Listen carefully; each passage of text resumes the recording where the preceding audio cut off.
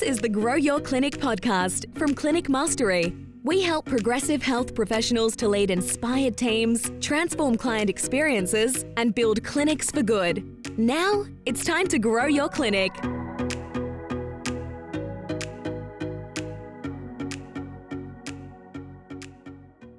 Welcome to the Grow Your Clinic podcast. My name is Ben Lynch. In this episode, we speak with Josh Norbido, a magician and illusionist. Josh has been on the podcast before. He's also spoken at a number of Clinic Mastery events. He got a warm reception when he spoke about creating memorable experiences for the people that you work with, whether that's team members or clients.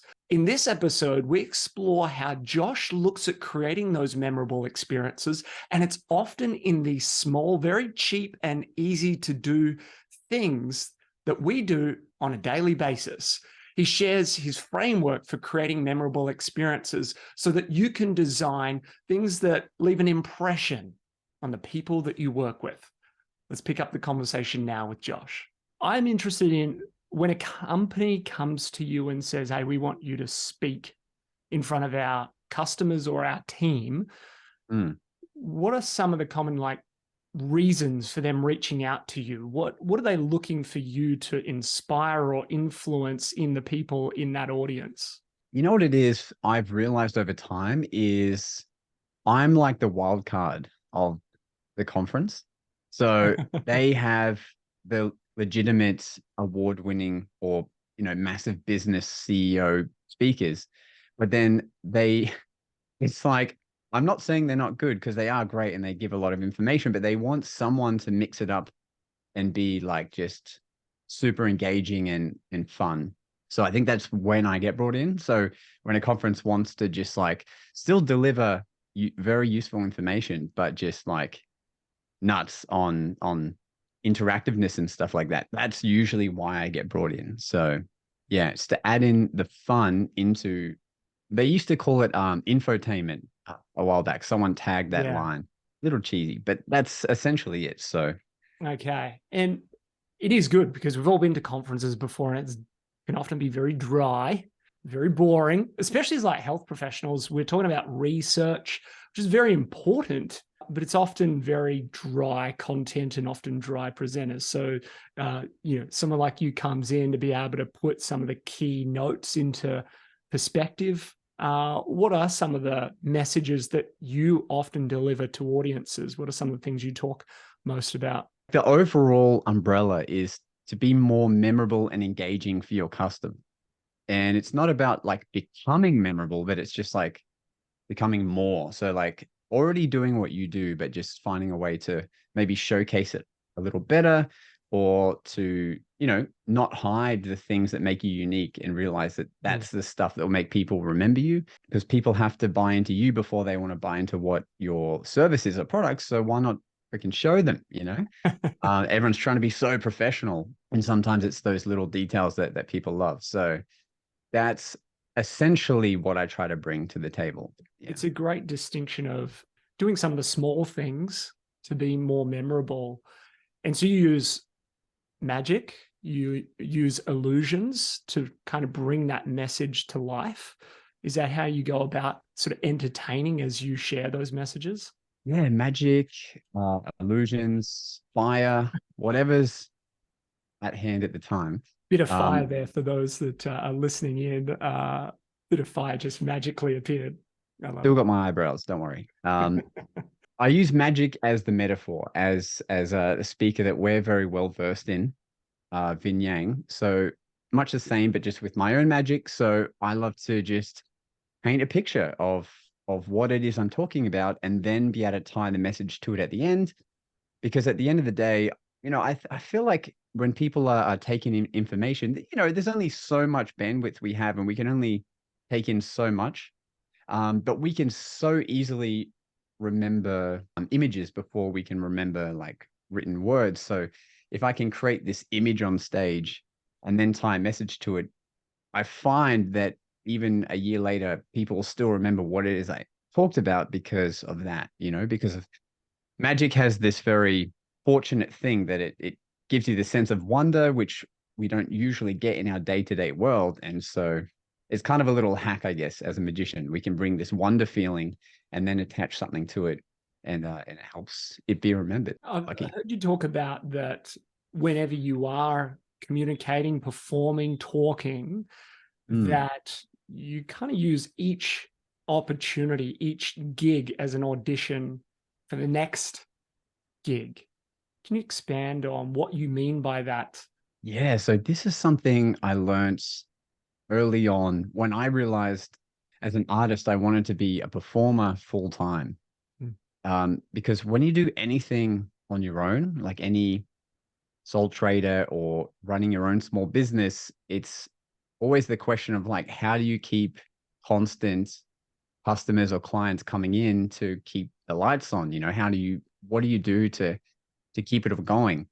And of course, for performer, you know, there's things like have a good website, you know, run AdWords, you know, advertise on social media, all that stuff. But really, the best client you can have is one that's already paid you before. That's what I learned eventually. And so once I realized that, I was like, okay, so what I need to do is make sure that the people that are paying to have me perform for their clients and at their event, I'm essentially treating it as an audition and giving them a reason to why they should book me again. And in the magic world, what I do with that is I let them subtly realize without me telling them that I have way more to show them. And their guests haven't seen everything I do. So that prompts them to be like, oh, well, we can obviously have you again because everyone didn't see like everything you do.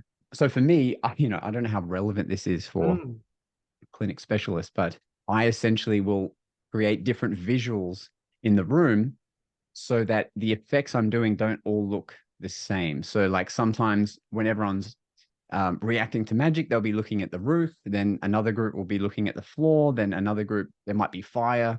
And so the client will look around the room, see all these different visuals, and then realize, wow, there's so many different things he's doing. I've only seen one of them. We should have him again. I suppose if you're bringing that to the clinic world, it would be like, you know, they might be coming in to get one specific service, but then it's how do you find the way to let them know that like you're a specialist in quite a few things that they can come back and see you, you know, for that as well, not just one specific thing. Does that make sense? Yeah, it does. I hope so. And the distinction as well of often as clinic owners, there's a certain cohort that will be needing and wanting more new clients into their clinic. Some don't at all, they'll have a wait list. But those clinics that are looking for new clients, so often the message can be around how well are we taking care of our current clients and to your point, their past clients and their sort of future needs or needs today. So I really like that distinction of taking care and doing your best job for the people who are right here, right now. Absolutely, yeah, because like I was saying, the best customer to get is one that's already paid for your services before. You've already done something to make them come in. So if you can treat them, you know, with tip-top service, then they're the ones that are going to come back.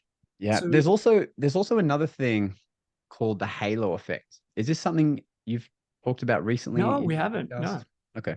And it's another thing that I found super helpful.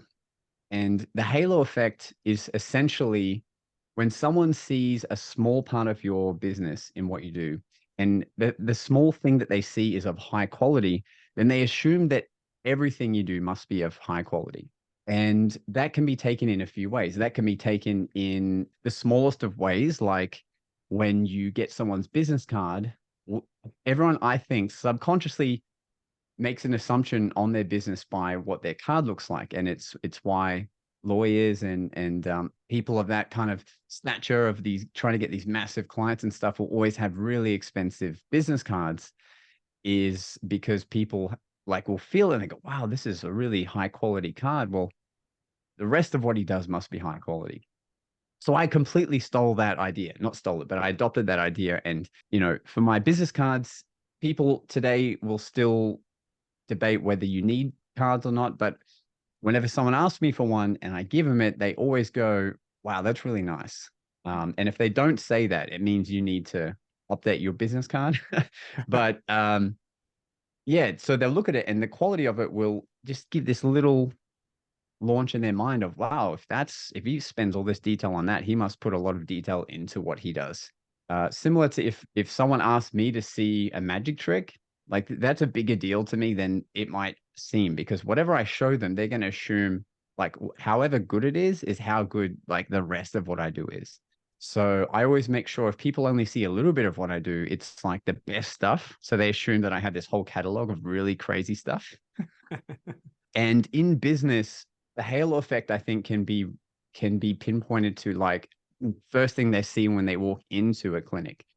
So people may not realize this, but like if you have a receptionist, they're essentially creating the halo effect for the rest of the company. So however the receptionist deals with the customer's questions or complaints or queries or whatever, if they're really proficient in what they're doing, like they're going to assume, wow, everyone must know what they're doing. And it goes the other way as well. So yeah, the halo effect is something I read in this. It's a book called The Little Red Book of Selling. Just has all these little tidbits of really thoughtful information. And that was one thing in there. And once I read that, I was like, oh, okay. So I should take that on board with everything, like what I'm wearing to an event, you know, how prompt I am to getting to an event. Yeah, the first piece of magic they see, all those kinds of things. And yeah, how your business is perceived when they first walk in, like what they smell, you know, what it looks like present wise, and you know, the first person they talk to. Massive difference.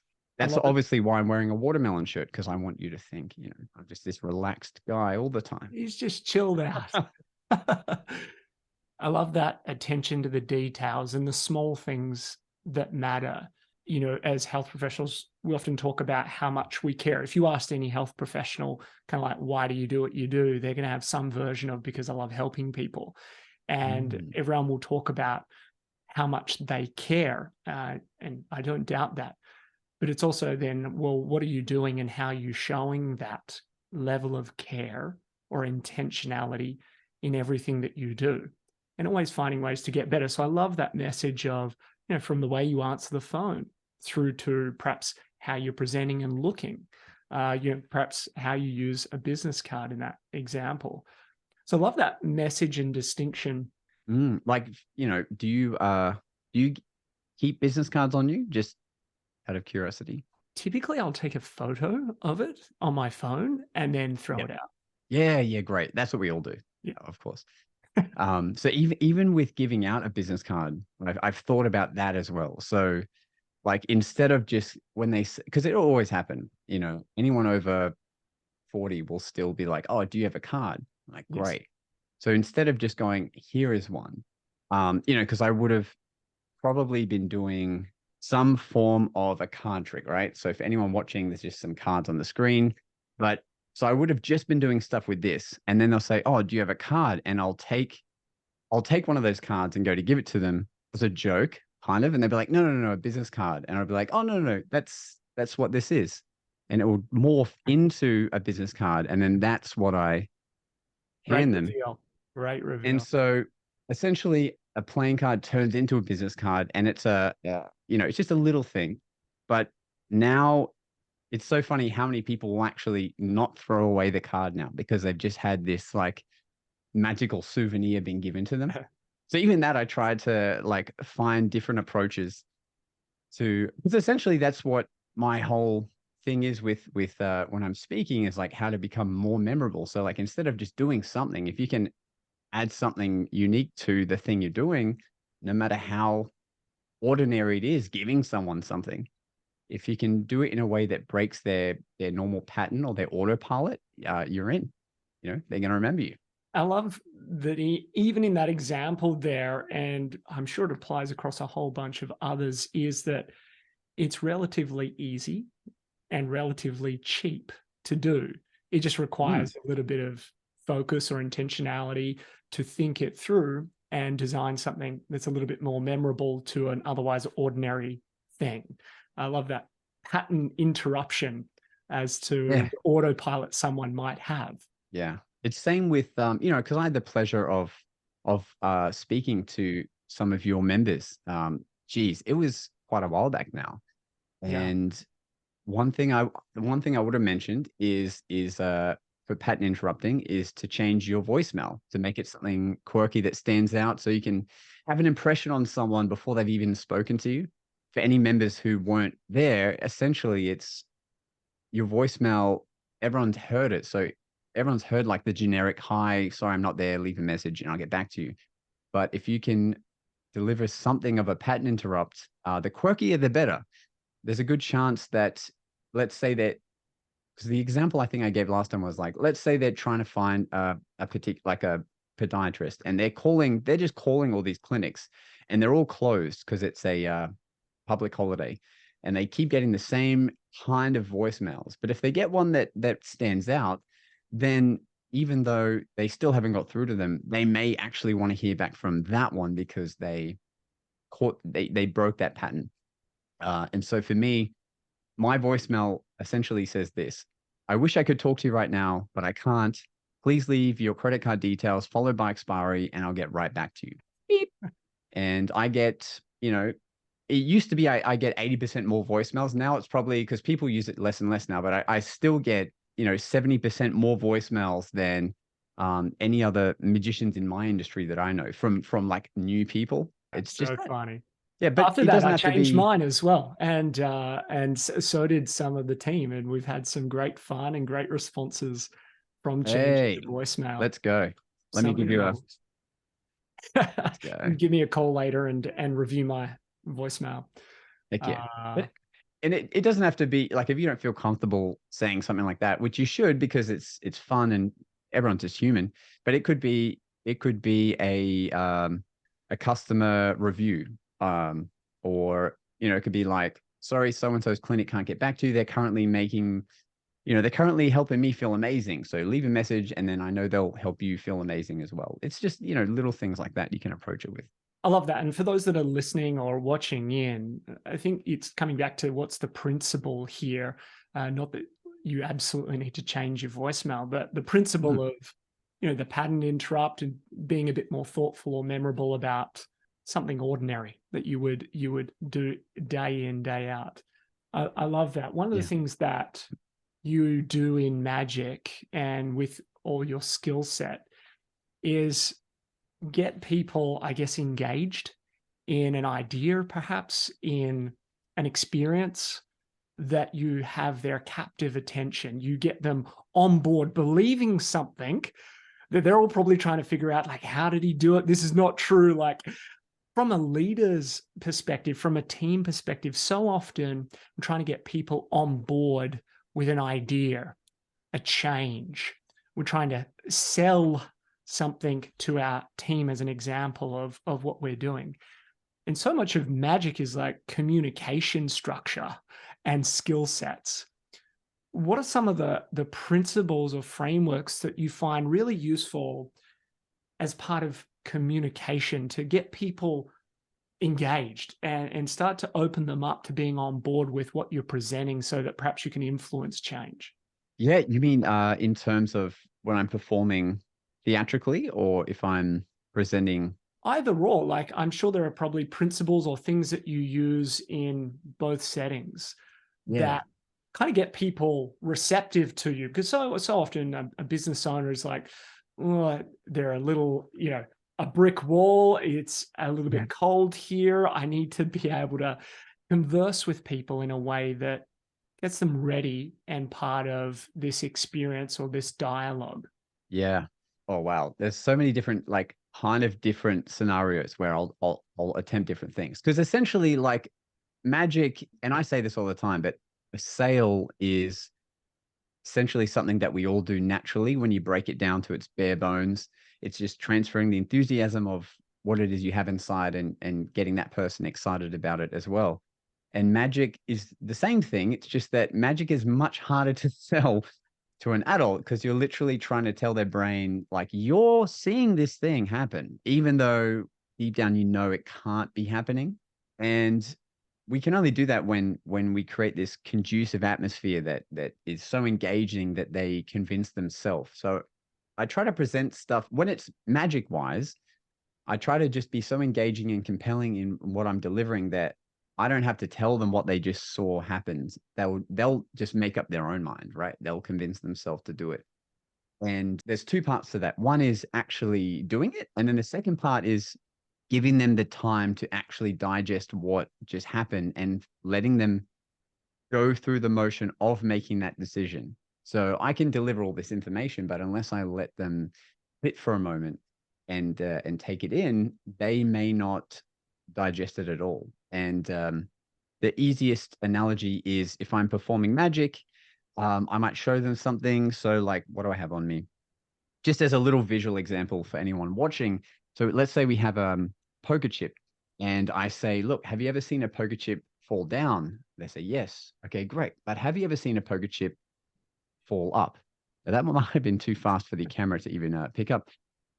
But I would deliver it like this. But have you ever seen a poker chip fall up? Yeah. And then I wait.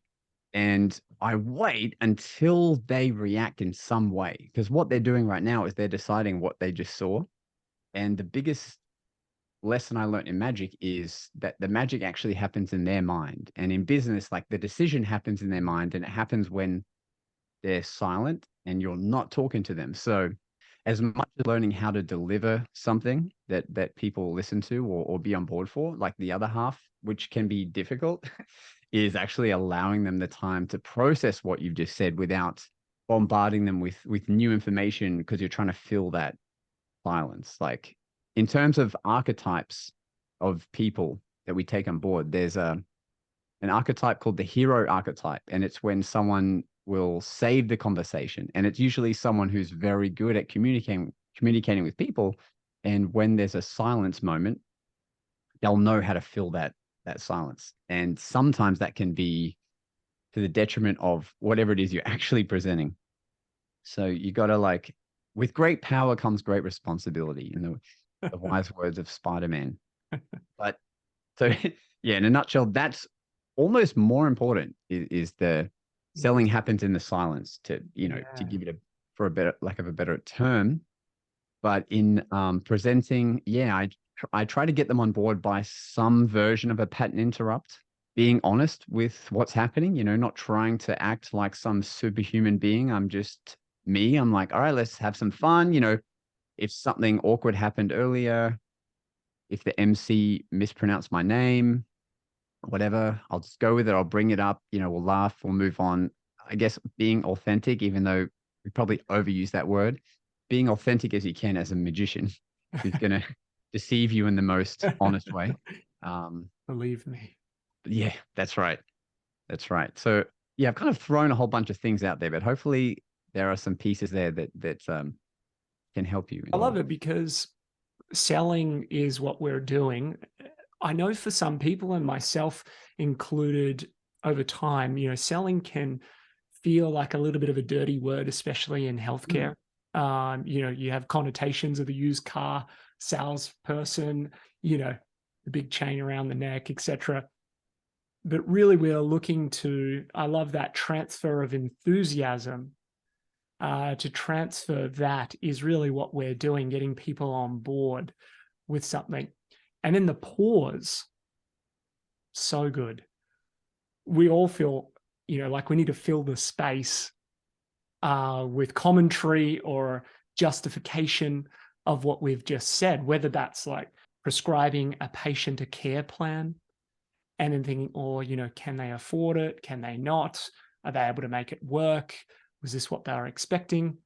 And so you just keep kind of talking through, or whether it's getting a team member on board with something or a change. So I love that. The pause, let the magic, so to speak, happen, the decision happen in their mind. That really does resonate and can be applied absolutely in what we do. It's a great warm up to do in the mornings. Like try and just stare at your team.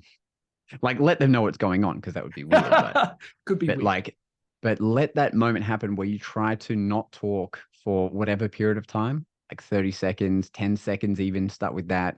The amount of times I go to a conference and I get everyone to stare at each other for 10 seconds, no matter how like professional this industry claims to be, the room will always break. There'll be someone will laugh, someone will snigger, someone will look away, and then at the very end of that 10 seconds, when I go, okay, that's done, there's like a burst of noise because everyone like breaks that tension. Because we assume that being silent is to do nothing, but it's to be conscious of not saying anything, which is quite difficult when you're in front of someone and you want to just keep throwing, the benefits of what it is you offer instead of just like waiting for them to respond. Half the time when people say, I'll think about it and call up and come back, it's really a lot of the time just because you didn't give them that moment then to think about it. And they're almost saying like, you keep talking, so I'm going to have to go and come back. Sometimes. Really useful things to think about. And when it comes to then creating these experiences, what are some of the things that you use to create the memorable experience? We've spoken about kind of attention to the small things, the ordinary, daily, routine things, the pattern interrupts to those things. But how else do you think about designing client experiences for the people that you work with? Is there a framework, a set of principles that you use when you think about crafting or designing experiences?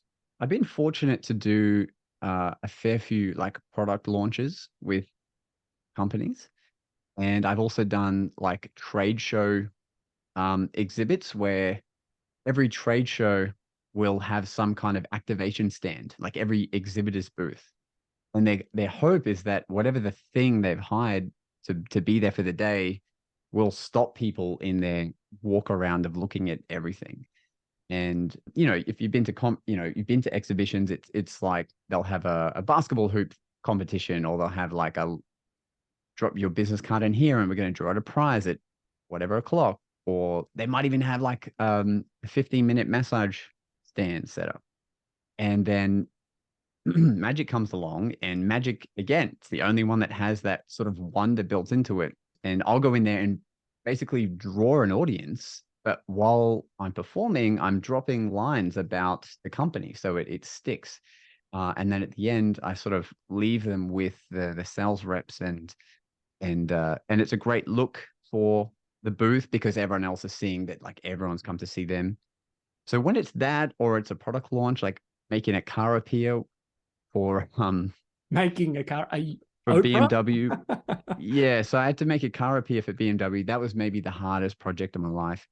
But Wow. when I'm designing anything like that, I guess first, like, the end goal is, what does the client want their customers to feel from this? And what are like the important things in this industry to like cover or to bring up? And so I'll take those things on board specifically for Magic. Then I'll have to look at the environment of where I'm presenting and like see like what's possible. So I guess if you're trying to create a client experience where you have 1,000 balloons in the room, obviously you can go look at the room and see what's the ventilation like. Can this actually fit in here? All those kind of things, I guess, if you're going wild. But yeah, I'll actually look at like what's physically possible. And then with client experiences, like, believe it or not, like the preparation and the rehearsal is super important. Like, meaning in a clinic environment, like being super comfortable with what you're about to present with this experience. Like, don't let it be all planned out and then just give it a go on that day, because you just don't know what can come up, what can go wrong. Even if I'm giving a talk, when I first started giving keynote speeches, I spent at least an hour per minute of each part of the speech. So if it's an hour long, I've spent over time 60 hours working on this just so I can make it as good as it can be, so I remember it, so it's smooth. And then, I remember hiring my friends to come and have lunch and like to sit there and just to listen to me give this talk. Because the most nerve-wracking thing is being asked to present in front of your peers, colleagues, clients, and just like writing something the week before and then just like hoping it comes out well.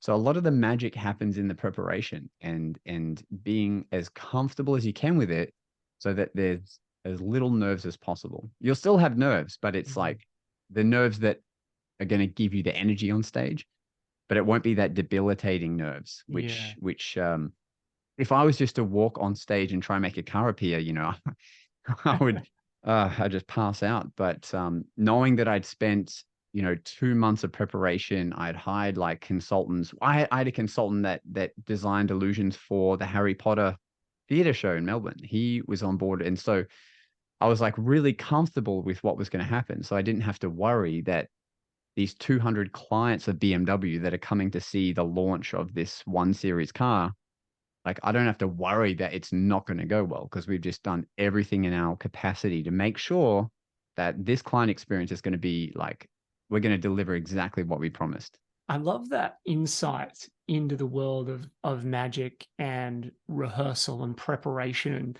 you just said there, like a lot of magic is in the preparation. Often I think, say in a clinic owner or a health professional's world, there's a lot of training or I'll say discussion. Maybe they're learning about different conditions or the latest evidence about how to treat something. And they're maybe formulating plans, how they might talk through it. But then, or they're speaking in front of their peers. And I know I've done this before, where you spend a lot of time kind of preparing the slide deck, if you would, or the talking points, but you never actually spend the time rehearsing it or talking it aloud, practicing it as if you were going to be there.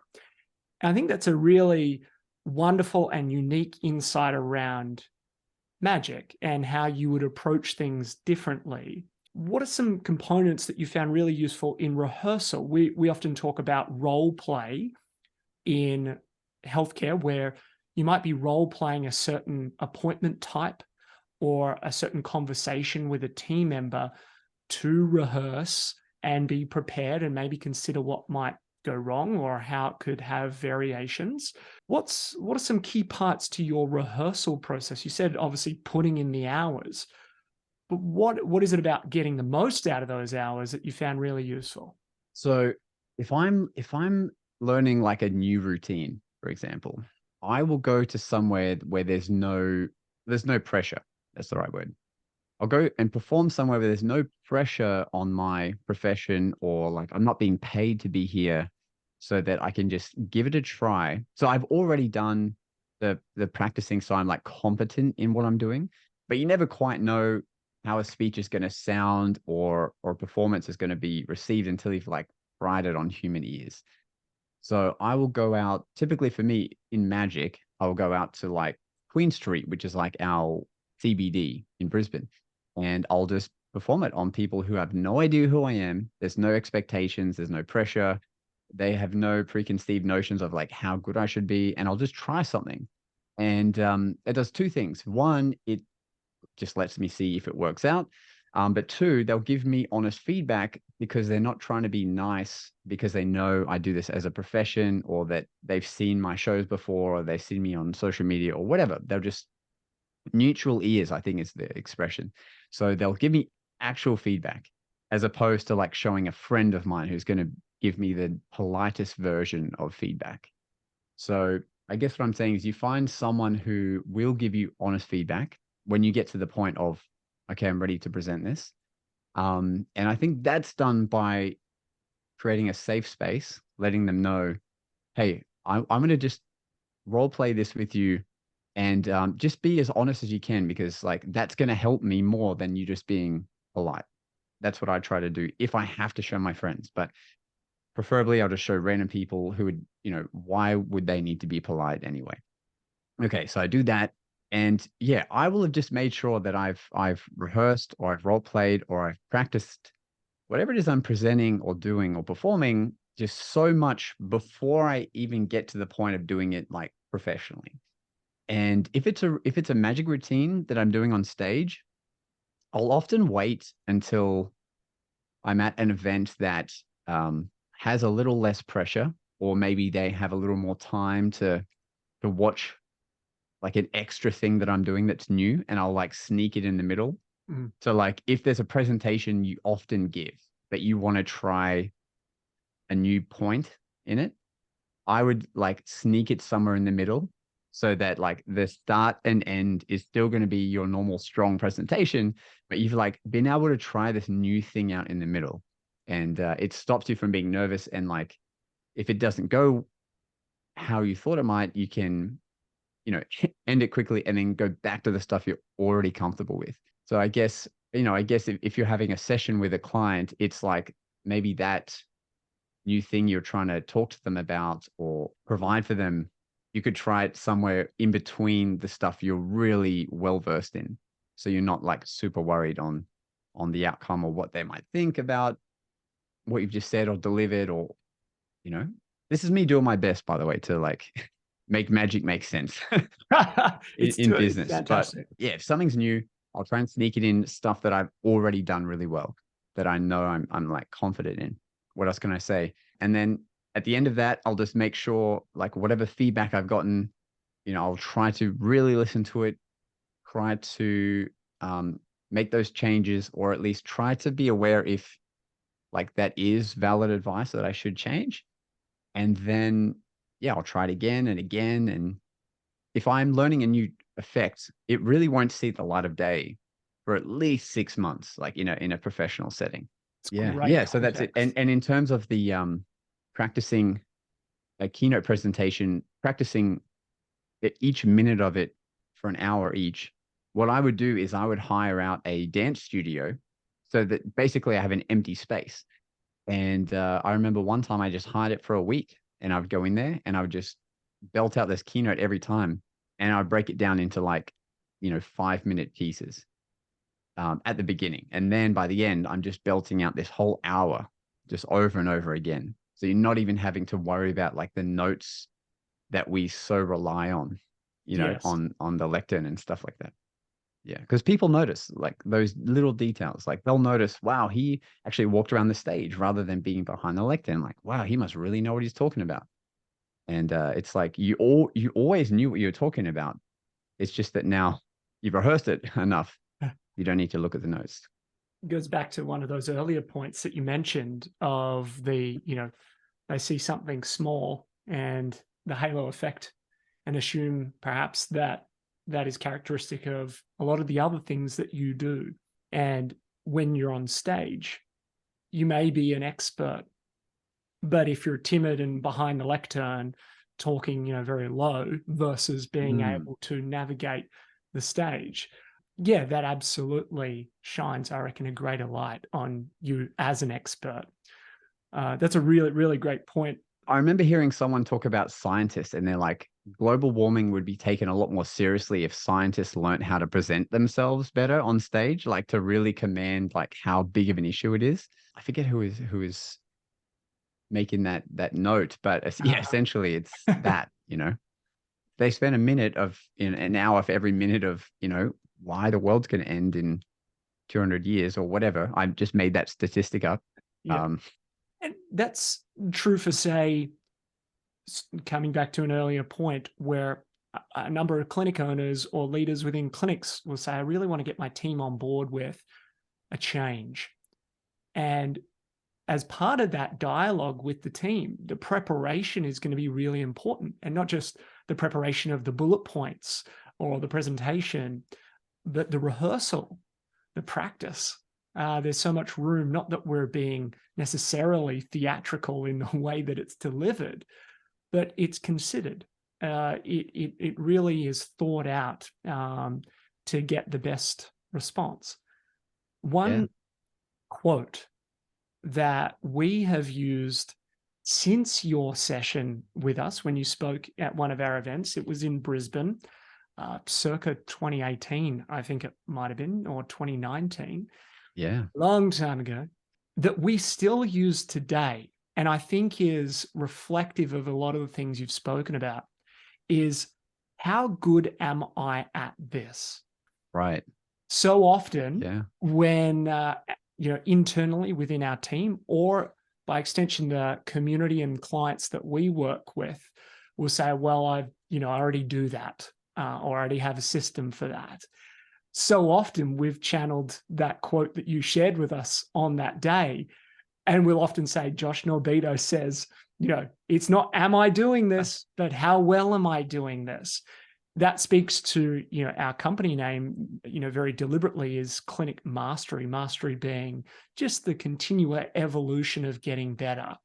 Not saying that, I'm done, it's fixed, but that I can be better. And I just love the iterative process, the mastery element that you have to your craft and how you go about it. I think there's a lot for people listening or watching to be able to take this into, whether it's their continuing professional development, their CPD, their training, their mentoring of therapists, their next consultation with a client. There's so many little bits of wisdom here. As part of the process of getting better, you spoke a bit about having friends and having mentors come in to give you feedback to help you level up. Can you talk a little bit more about the role of mentors or coaches in your world to hone your craft and improve? Yeah, I mean, how do we improve if we don't look at someone who's doing maybe what we want to be doing, or someone that we look up to? And whether that's, these days, we kind of get a lot of our mentors like indirectly through maybe the podcasts we listen to, or for me, I watch a lot of online lectures where these specialists will come in their magic field and will give a lecture on something. In the end, I'll reach out to them like actually personally and be like, oh, what did you mean by this? Or have you thought about this? And then if it's a topic I'm super interested in, hopefully, we'll end up having a conversation about it. And like a direct example I can give is there's a type of magic show called a parlor show, and it's a setting where instead of being on a massive grandiose stage, or instead of seeing close-up magic walking around at an event, parlor magic is kind of in the middle, where it's like maybe 50 people seated, and the magician isn't on a stage. He's just kind of like standing in front of everyone, and you're performing magic that's super involved and interactive and engaging. And for me, it's like the best version of experiencing magic. So I was like, wow, I would love to do something like that in Brisbane. Who does this the best in the world? So in New York, there are all the shows on Broadway, right? You've got Hamilton, you've got Harry Potter, even I think Spider-Man. There's like so many different shows. But if you go on TripAdvisor, the number one ranked show, okay, this was true 2 years ago, so maybe it might be the number one ranked magic show, but he would still be within the top 10. But at the time, when I looked up to see like who does this the best, the number one ranked show in all of in New York was a magic show called the Chamber of Magic that only seats 60 people in a room. And that's, combating with Hamilton, combating with these massive theaters. This show isn't even in a theater. It's in a hotel. It's in a hotel suite that has been transformed into this parlor setting. So I'm like, okay, great. This guy knows what he's doing. So on my 30th birthday, we traveled to New York and I get to see the show. So the magician, his name is Steve Cohen. Cohen is Cohen. He's also done a show on the National Geographics as well, where he explored magic from older times and things like that. Really great guy. Really, really great presenter as well. But he actually has a book on presentation, and he has all these little tips for me that are really helpful. Like before you walk on stage, when there's like curtains, he's like takes 10 steps back and walk from 10 steps back behind the curtain. So by the time you hit the stage, you're already at full force. You're not like, they don't see you walk out on stage starting slow and then picking up. He's like, back it up and really, how to win the crowd. That's his book, How to Win the Crowd. He has all these little tips for performance. So we go to New York, we see his show. Amazing. Best magic show I've ever seen. Most fooling show I've ever seen. And I've seen David Copperfield. I've seen Penn and Teller. I've seen all of the greats that I would want to see in magic. And his show fooled me the most, even as a magician who claims to like know what's going on. I get a photo with him and I really like take in what's happened. I got to be a part of like the Q&A after the show and ask him some questions, and that was great. Then, we had the pandemic, and I saw that as an opportunity where all the people that are usually busy performing now are not so busy performing. And I took it upon myself to reach out to Steve Cohen directly. I sent him an email and I'm like, hey, and I attached the photo of when I came to see him. I'm like, hey, I'm a professional magician from Australia. I came and saw your show. I have your book, love what you do. Would you consider doing one-on-one lessons where you can like review my work like over Zoom? And at first he emailed back to me and he was like, oh, it's great to hear that you love the show. He's like, you're the first person during the pandemic to like reach out to me in this kind of way. Like, I'm just curious, because I can't reveal like the stuff in my show because that's what I need to make a livelihood. So I'm just wondering like what value I can add. And it was essentially what we're talking about. I'm like, no, I don't want to learn like your secrets. I just want to get your knowledge on like the things that I'm doing so that I might be able to up my skills and, essentially start to do parlor magic here in Brisbane. So he was like, oh, okay, great. And so I think over that pandemic, this guy's the number one in that style of magic, like in the Western world. Okay. And I ended up getting to have these 3 amazing Zoom sessions with him where essentially beforehand, I would send him a link on one of my routines, then he would break it down like no one has broken down my magic before. And he's like, we can do this 2 ways. We can do this where I give you lots of nice little compliments, or I can give you the way that's going to actually help you. And of course, I took the second option. And he really broke down into crazy detail of like making me question, like, why do you step that way? Why are you holding the cards like this? Why are you going all the way to the back of the room? Why are you asking for the audience to applaud for this spectator when they haven't actually helped that much? Like all these little things that I would never have thought about. And I'd, thought I had worked on that routine a lot up to that point. And so even in magic, mentors are super helpful, super, super important. And for me, I always try to reach out to the ones that I think maybe are a little unattainable, but you'd be surprised, like because of that fact, probably how little people have actually reached out to them. And sometimes that can be the winning thing. So yeah, like you might think you've gotten to what it is you're doing to the best of its ability.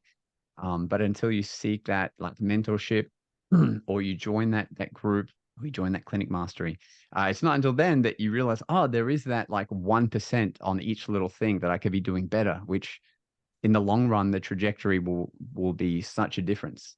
Yeah, it's all about like how much time are you willing to put into what you do, because your success is directly predicated on that amount of time that you put in. I love that chip away marginal gains, continue to get better and seek the advice of people who have done different things or maybe experience what you want to do. It really speaks to enjoying your craft, mastering your craft. And so often I've got my business partner, Shane Davis, in my head here at the moment, because we often, when we talk about role play, he'll say, well, it's not called role serious. It's about role play to have fun in the process as well. Sometimes I think, when you're going, I've got so much on my plate to juggle right now, that sounds like a luxury to be able to sit down and focus on, these small details and like how I might make them, memorable, that to be able to have fun along the way, enjoy what you're doing, and bring maybe some of that magical wonder to the craft that you have as a health professional. That's why we got into it in the first place, because we care, and showing how much we care is about being intentional about the things that we do. Yeah, that's right.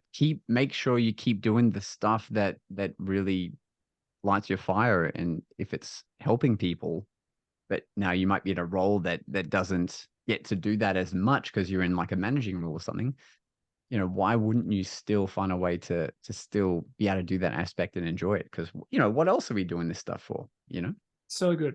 So many wonderful pearls. We have an audience here of health professionals. So many are involved in their, local communities, national communities, whether that's associations or boards or organizations that run conferences around the country, around the world, and are so often looking for great entertainers and speakers.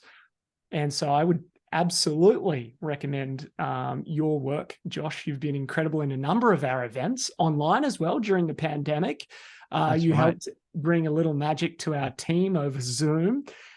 What are some of the best ways for people to follow up with you and connect into your world, whether they're looking to engage you at an event or just follow your journey of business and magic? Yeah, please, like in any capacity, if you have questions or you have an idea for a type of presentation like that you're working on yourself, feel free to send me that as well. Like if you're after advice on something or some kind of memorable experience you're trying to create. I love being involved in the creation of that kind of stuff. Anyway, in any capacity, on all social media, you can find me with at Josh Norbido, which is Norbido, or my website, joshnorbido.com. So essentially, you go to either of those, you'll be able to find me. And I look forward to hearing from you. It's been a real pleasure, Josh, to talk again on the podcast. I really look forward to, I think we've got a few things in the pipeline as well together. So really looking forward to it. And I still have my pairs of happy socks that you guys gifted me when I did first work with you guys. That gift has not been forgotten. I still wear them. They still like the quality. You guys obviously choose quality in your client aftercare packages, and it's still going strong. That is awesome. Thank you. Awesome to know. Happy feet, happy life, says the podiatrist. Well, we'll catch you on another episode of the Grow Your Clinic podcast very soon. Thanks for tuning in, folks. Thanks for tuning in to the Grow Your Clinic podcast. To find out more about past episodes or how we can help you, head to www.clinicmastery.com/podcast. And please remember to rate and review us on your podcast player of choice. See you on the next episode.